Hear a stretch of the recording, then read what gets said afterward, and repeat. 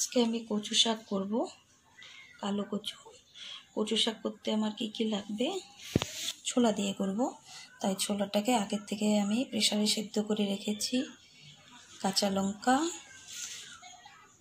তেজপাতা, জিরা, গোটা জিরে, শুকনো লঙ্কা, হলুদ, নুন, চিনি।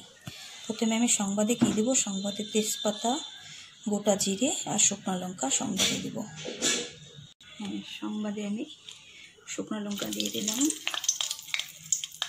গোটা জিরে দিয়ে দিলাম আর তেজপাতা, যেহেতু আমি এটা নিরামিষ করবো।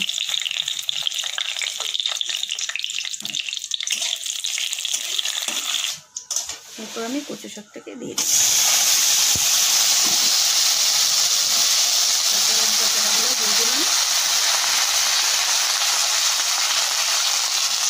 যেহেতু ছোলাটা সেদ্ধ করে তখন দিব না, এটা আমি পরে দিব। আমি হলুদ গুঁড়োটা দিয়ে দিলাম।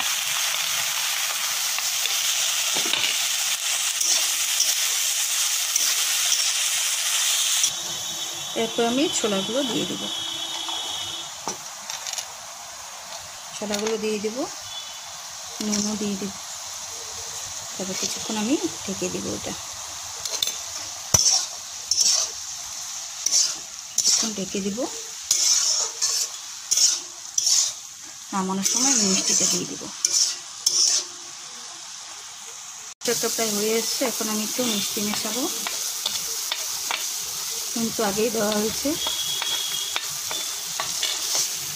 আমার কচু শাক রেডি, এখন আমি এটা নামিয়ে নেব। কচু শাক রেডি, ছোলা দিয়ে কচু শাক নিরামিষ করেছি আমি এটা। আপনারা ট্রাই করে দেখবেন, ভালো লাগবে অবশ্যই খেতে। ভালো লাগবে অবশ্যই সাবস্ক্রাইব করবেন, লাইক কমেন্ট করতে ভুলবেন না।